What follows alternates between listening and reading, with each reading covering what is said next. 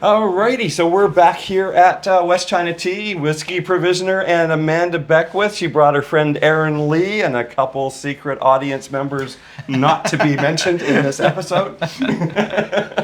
We are going to be doing tea and whiskey. Amanda is returning and she brought us some new whiskey and she's going to tell us a little bit about her adventures this weekend because you've been busy. I have, yes, and you and I are both getting our voices back.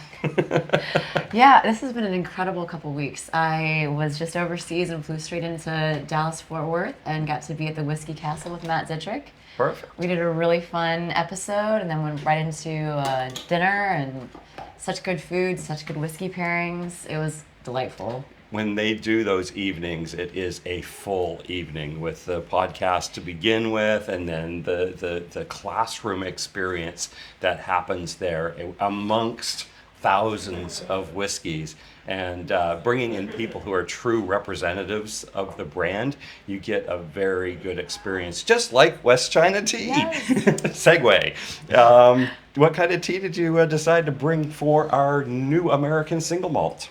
So, there's a category of tea that's called Dan Cong Cha, single bush tea. And the reason it's called that is kind of for the same reason that single malt's called single malt, is that you have this uniformity of the production. You're only using one genome of tea plant, meaning one cultivar, one breed of tea plant. And the result is that you get this much more restrained sort of flavor profile from it.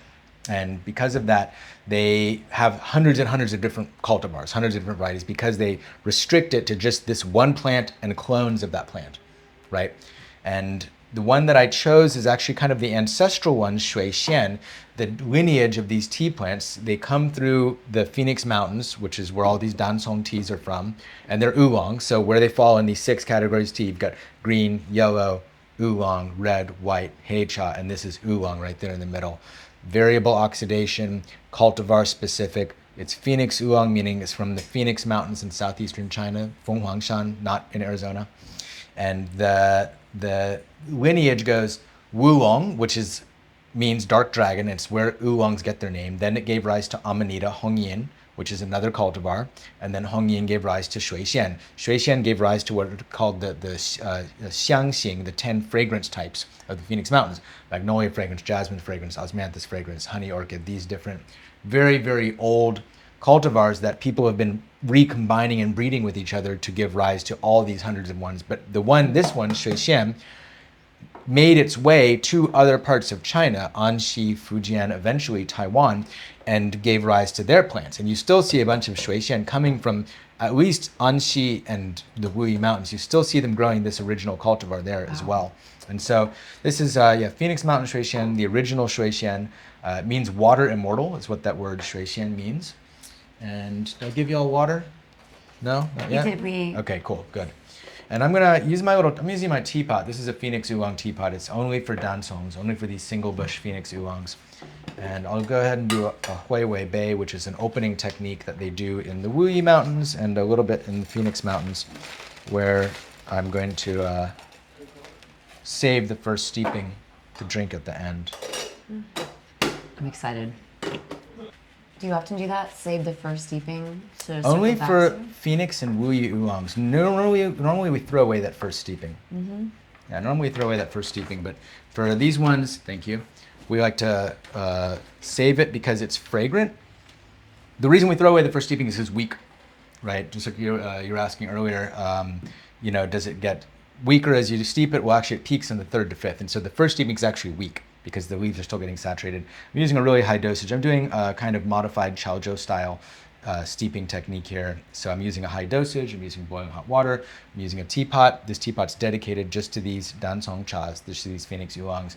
It's patinaed, it gets better the more you use it, and so you get a little bit of an extra character from the pot itself.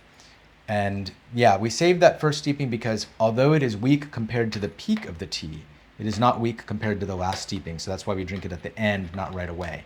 Because we still want to taste the first sip of tea. We want it to be a robust flavor, but we don't want to waste all the fragrance of that first steeping. And so we set it aside, we let it cool down, we drink it at the end. And then compared to that 8th, 9th, 10th steeping, it's not weak anymore. And I'll let you all smell this in just a second. I just want to get a good steeping. It's an interesting color there as well. Yeah, it's got a little bit of a blush to it. Mm-hmm. That's probably the best description. It looks like a blush wine. Right? Yeah. Golden apricots. Mm-hmm. Yeah, a lot of these Dan Congs, these Phoenix Oolongs, you get, especially on the first steep, you get that pink hue.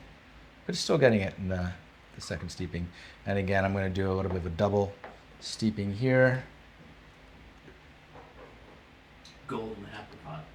Golden apricot. There you go. That was a little too good. In my head, I thought honeyed apricot, and then I Yeah. was like, is that pretentious?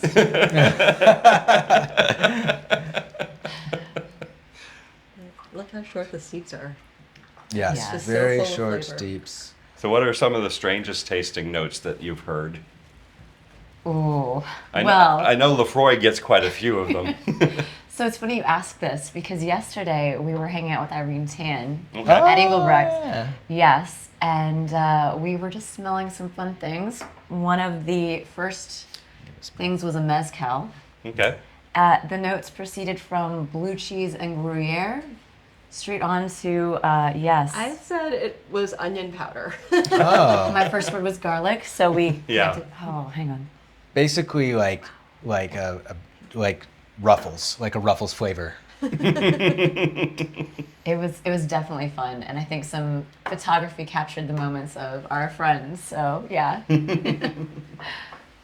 All right, so we'll go ahead and do this first round. Yeah, By the itself. Amburana finish, there was one that we did that barbecue potato chips. Yes. We were getting that, and then you would go back and you would get a floral note, and then you would go back, you'd get the cinnamon toast crunch. That's Oh. Yeah, get these folks here. When I think about Amberon, I think of that quote from I think it was Churchill about the perfect martini. Just taking a glance across the room at the vermouth. That's how I feel about Amberon. I'll just take a glance Exactly. at it and think about it, and Liz can take it on. You know what's crazy is that I heard that quote on a podcast yesterday, and I'd never heard it No. before. Really? Yeah, I heard that exact quote about drinking the gin while looking at the vermouth across the room yesterday. What are Right the over odds? there, right over there in my car. It must just Yesterday. be in the air that I just thought of that. Yeah, it's called the Bader Meinhof complex when that Yes. happens. Yeah. Yeah, all right, Yeah, wow. Okay, cool. All right. A lot of synchronicities, a lot of synchronicities. Yeah, we only bring nerds here. And proudly so. So we're gonna same thing. Smell first, slurp it as you sip it, swallow, exhale through the nose. And Yeah. nice. Mm. I love these oolongs. Yeah, Yeah. me too. Oolongs are they're the flashiest, some of the flashiest of all the teas. They're the most fragrant. They're the most diverse. They're the most complex a lot of the time. They require the most very, very high touch processing. This is a traditional style charcoal roasted oolong, so it does get roasted with charcoal at the end of that I process. was going to ask where that malty roastiness was coming from. Yeah, that's that charcoal roast. And you know that charcoal roast step, there's a person whose job it is to do that charcoal roast, and they don't touch the tea before that process. So you've got someone, they grow the tea, they pick the tea, they process the tea steps 1 through 14, and then step 15 or so, depending on who's doing it, is just this one charcoal roasting step, and that's a different person. Usually, not always, but most of the time, because a tea farmer can have a catalog of 3 or 4 cultivars because you need enough land to grow them. And there's not a lot of land in the Phoenix Mountains. It's a very small place, and it's a designated area, so you can't leave the area and still call it Phoenix Oolong. And people only have like less than an acre. You know what I mean? These farms are less than an acre big, and they're kind of intensively growing these tea plants. So you're not going to have room for more than 2 or 3 cultivars on a normal-sized farm. But a roaster, they call it a tea master, a chashi, can learn and add to their repertoire dozens or hundreds of different teas, because what they're doing doesn't require any land. They're tasting the tea and roasting the tea. They taste the tea in its half-finished form, mao cha, and then they determine what they're going to do to roast it. And what they're doing is buying that half-finished tea, roasting it, and that's their inventory. And then they sell it. And that's the way that this part of the industry works. And so that roasting part's really important. So important that it's a whole job unto itself. That reminds me of buying whiskey and then finishing it or doing something else to make it your own before releasing. Exactly. Yeah, it'd almost be like buying White Dog and putting it in barrels. Okay. You know, that's what it would be. Because so much more flavor comes in. Exactly. Thank you, okay. Yeah. Yeah, you got a lot of floral notes. You get like a kind of an iris, almost like or like some kind of like purple flower on the nose for this one. And then you get that little bit of tannicness and that sweet round, like almost like a peachy There's note. a juiciness at the end. Yeah, peach getting into tropical fruit, like a tropical peach. Erin, did you want to pour some of Amanda's whiskey? Yes. Thank you. What did you bring for us today? I brought a fun one. This is exclusive to our Courage Club. So I love to just do experiments and get rare, unique casks, and sometimes I just sit on them for a long time. So this is a 9-year-old whiskey. I got these beautiful White Burgundy casks, put our new make in, and by year 6 or 7, it was showing really beautifully, but I just didn't have a home for it and felt like it can keep getting better. I think it still has some room. So yeah, finally, I get to just select what I want to be the Courage Club release, and I thought this one was just really beautiful balance, and it's so cool to see the notes that you selected for the tea, because I also get a lot of floral and decadent. It's weird because it's a single malt. So it is just the barley, and I think that is the rock star. And White Burgundy, it's Chardonnay as the varietal, and so there is that creamy richness, sweetness coming through. I want to get your notes, of course, too. But yeah, I'm really excited to pair it. How do you decide when a whiskey is ready? Like you're talking about giving it more time in a barrel, and is it hoping and guessing and praying, or is it I've seen this before and I think this is going in that direction? My goal is always to be predictive and to establish enough data that I can say I feel pretty concretely when this will be ready. It's a very different answer if we're talking about blends, because I always feel like I can make it better. I never feel like it's completely ready. But a single cask, I can feel like this is its peak. But it's not always linear. Sometimes I feel like, oh, I missed the window right now. It's closing back up. It's going dormant for January, February. I'll just wait it out. And I will try again in the spring and pull samples. So I do set times around the year where I am sampling from casks I'm feeling are getting closer and closer. And I take a lot of notes so that way I can say, all right, yeah. This is on the nose. You know, when you're out in the snow and you've got those woolen mittens and you've been out throwing snowballs all day long, and you come in and the wool is like soaking and dripping and a little bit salty. I'm getting that on the There nose. is a bit of salinity. Yeah. Absolutely. Yeah. Being from Texas, I have no idea what you're talking about. There you go. Yeah. No I throwing cannot snowballs relate. in Texas. Cannot relate. I assume it tastes like maple syrup and hockey. Maple syrup and hockey. Okay. Oh, and we do have a Canadian in the house. Yes. I clocked you, but I wasn't going to say anything. There you go. Yeah, I clocked you. I was born in Germany, but I was raised in Canada. My parents are in Nova Scotia. Nice. But you've been in the United States for a very long A time. good 25, 30 years now. But Half- you wouldn't half my know life, listening yeah. to him talk. There you go. Hey, you get stuck with certain words. You sure do. I call them my trigger words. There's a house about, pasta. Sorry. Yeah. Sorry. Yeah, that's a good one too. I love it. Funny because I don't think I have those words, and my husband is always waiting for me to slip up, and he's just like, "You've given me 3 A's in X amount of years of marriage." Like, Yours is much, much more subtle. I Yeah. clocked you only because I have a Canadian ex, and she also had a very subtle accent, but I had to, needle her about it too. So Yeah. I got really good at picking it up. I will ask like random retail employees if they're Canadian, and I'm usually right. I'm usually right. Like people on the phone, yeah, I'm usually right.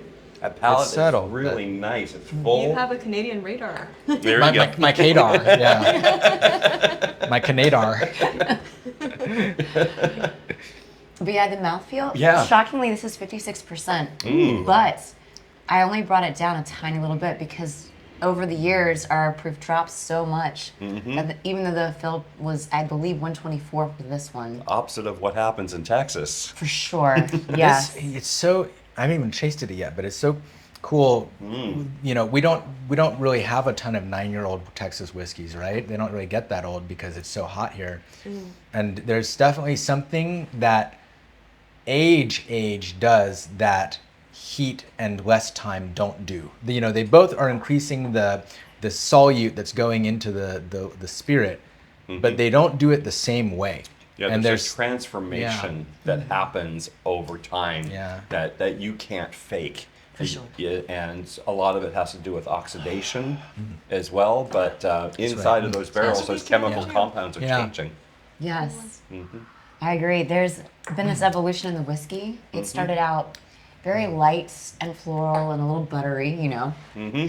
and then it became nuttier. And I'm still getting this honeyed almonds nougat. Yes. Yeah, very much Yeah, so. which It the is tea- very dessert-like. The tea with it gives me an apple juice. It's It's like this effervescent box finish juice, too. apple juice coming out. Like when I put them together, there's the whiskey, there's the tea, and then somewhere in the intersection there are these emergent notes, like we did last time, that come Yes. out that are not really in the tea or the whiskey by themselves. And the one that I get from here is this like apple juice, like an apple juice note. That's fun. I do love how cooling that finishes too, though. Yeah. One of the compensations that they do here in Texas is run narrower cuts so that they don't have as much tails, because it's the tails that have that funky, interesting flavors, and those need that oxidation. They need to age out. If you pour it too young, you're going to get too much barnyard. Right.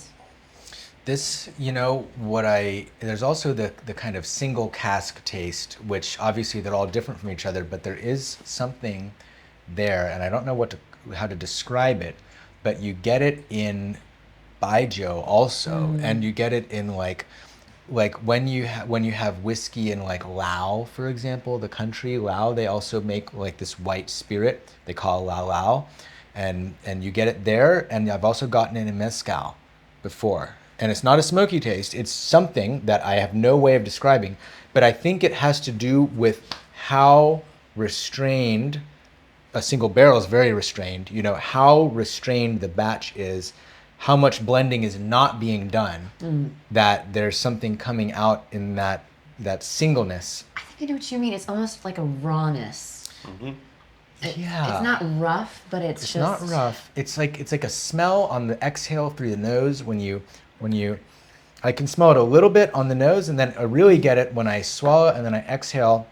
And I'm wondering also if that has to do with the distillation process, because I do believe the spirits that you're talking about go through one distillation run as opposed to multiple runs. We double distill in copper Yeah. pot stills, and technically this is 3 barrels blended together, but I mean it's just 3, whereas most of mine are in the hundreds, or at least small batches are more 30 to 50. I've heard blenders say that they were trying to that's make good a pairing. blend, and the blend was perfect with the number of barrels that they were doing, but it was too small of a batch. And the company said, we can't release this small of a batch. It needs to be this much quantity. And so that distiller, it's in Scotland, I believe, he ended up saving that blend. He says, this is my magnum opus. This is the best thing that I've ever blended. He put it in his safe. And afterwards, it's like he ended up adding more things to it to make the volume that was necessary for distribution. And it was one of those things. So how many barrels do you think go into a perfect batch? I think it depends on what you're making and what you have to work with, and yeah, it always changes for me. My very first big blend was back in 2020. It was our Courage and Conviction signature malt, and it was just 37 barrels or casks. It was 21 ex-bourbon, 10 cuvee, and 6 sherry. I still remember 2 Fino, 2 Olo, 2 PX. Wow. And yeah, Sometimes you're also limited by the size of your blending tank. Right. That's the maximum that you're going to be able to put into a tank. exactly. Now I have a batting house, so I have tanks, and I actually never empty for the main products. So any of our core stews, I will be retaining 2,000 to 5,000 liters. So almost And a I'll blend- Solera type That's exactly what I was inspired by. The Soleras in Spain, where they never empty out those casks, they just top off again. And it helps me achieve consistency. Yeah, I can see how that would work. It's like a perpetual soup. Mmm, Oh, this is so about those? pretty. it's a thing, yeah. Thing. Yeah, actually had someone come down from the Whiskey Tribe. They were at the Wizard Academy, whiskey level number 2, and he was driving through Louisiana, and he saw this guy coming in with crawfish or whatever, and it's like, what's that? It's like perpetual stew. It was just perpetual gumbo. That's amazing. And the entire neighborhood contributed to the pot. I bet that flavor was so Yeah. deep. Yeah. Look at this Yeah, color. this is a really actually a really nice pairing as well. Pretty similar color. Tea is a little bit more orange, but yeah, I like the way that the fruity notes kind of play off of each other. Yeah, that's nice fruit. And But I'm getting more peaches. And getting more peaches, and then like a Werther's Original kind of vibe. Oh yeah. And you're right, with the tea, you do get that apple conversion. That is fun. Because I get no apple in this, and I No. get no apple in this. It's only chasing the whiskey with the tea. I get just a little boop of apple. But if you drive down, apple's one of the core notes from our fermentation esters. Oh. So it is there. It's just lurking a little bit more hidden after cool. 9 years in the cask. Right. That's so cool to be able to have that knowledge though, because like a casual purchaser of this who does not have access to you they'd have no way of, unless they're like a super fan, you know what I mean, then they would have really no way of knowing that. But it really, it's cool. It's really special. I feel like there's, to whatever degree that personality in that story is carried through in the finished product has a lot to do with how good the product is, whether you know it or not. But the degree to which it expresses itself, and then having the knowledge of it really enhances it. There for are me. chemicals that create some of these flavors. I used to tell people that Google it right now. The center of the Milky Way galaxy, it smells like raspberries and it tastes like, but it's one of those things where it's ethyl formate. Yes. Is the chemical that they discovered, and it has a particular taste and smell. Isoamyl acetate. Banana. Or pear drops or bubble gum, depending on the concentration. Yeah, bubble gum is a flaw though, usually. Because of the concentration being out of Yeah. whack. Yeah. Oh, is it really? And then with Yeah. bubblegum, they're just like, mean- fuck it. Let's just let it taste like this. People don't know what it's supposed to taste like. It's a bubblegum ball. Yeah, but I love what your point was about just, for me, I think about it all the time. I don't want to mask the fermentation notes exactly. I want to enhance and accentuate, but there are some products where it is like, let's let the barrels really be the rock star. But then how do you find that DNA of what Virginia Distillery Company is? And so we have that balancing act. We define it as orchard fruit and baking spice if we're just doing vague Right. descriptors. And so the fact that hopefully it is coming through at 9, even 10 years. Yeah. Your barrel house management, I visited Kentucky Artisan Distillery, and Jade Peterson and Benjamin Eves were there, and I got a wonderful tour. But one of the things that Jade said that still sticks with me, he says there's a certain part of his barrel house that he calls the spice rack. Do you have certain favorite spots in your barrel house to find flavors that you're looking for? I do. It's interesting because we have actual sensors placed throughout both of our cask houses. We're tracking thermal banding, humidity pockets. I can now see when there's a leak in one of the casks because I Wow. can see on the screen, the monitor, that the ABV is skyrocketed in the air. Yeah, it's really helpful. It's been really great to work with Barrel Sense, and yeah. The interesting thing is, I thought, okay, the sun is beating down on the side. They're metal-clad cask houses. With the fans here and the doors here, there'll be more interaction here.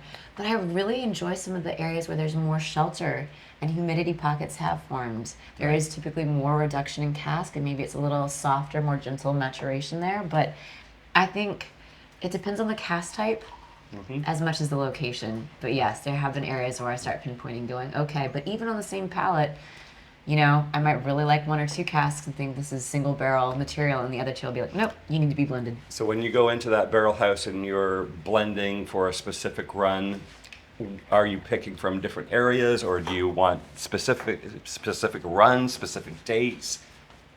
It depends. I think right now I have spring and fall focus points, and I call it Barrel Boot Camp, where I speed date the casks. And I kind of get this idea of what's showing well. So there might be a specific run where I think this was really great. We really strive for consistency on distillation.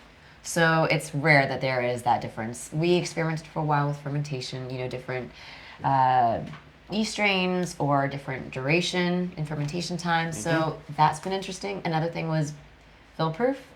Over the years, I asked them to raise it up to the highest legal limit because Virginia is so humid. So those are all deciding factors that I do pull out my book and go, okay, for this product right here, I do want this, or I think this is going to work best. It's cool. Perfect. Yeah. This one, I put them together. So try it.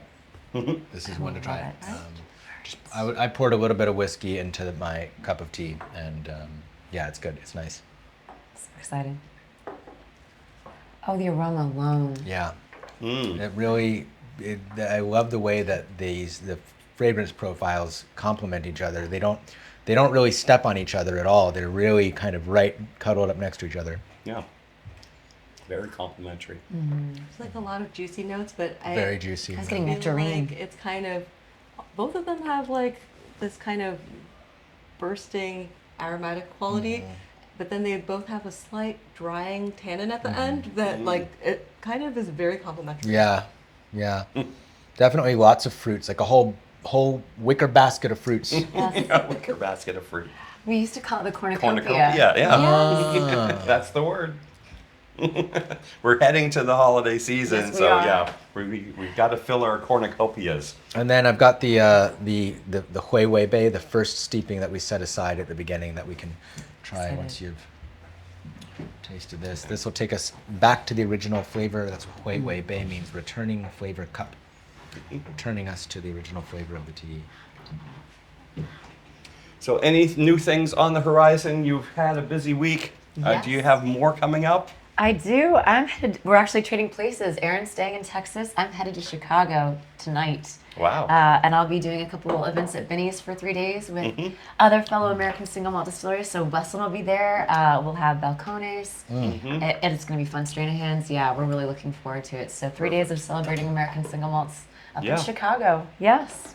Well, all us nerds like the new category, and we like everything that's happening in the American Single Malt category, and all of the people that I have met over the past few years inside of American Single Malt. Most of them in Texas, because that's where we're at. We're in Austin, Texas, at West China Tea, and we're doing tea and whiskey with Sohan, and let's shout out the whiskey, let's shout out the tea, and we'll move on to another whiskey.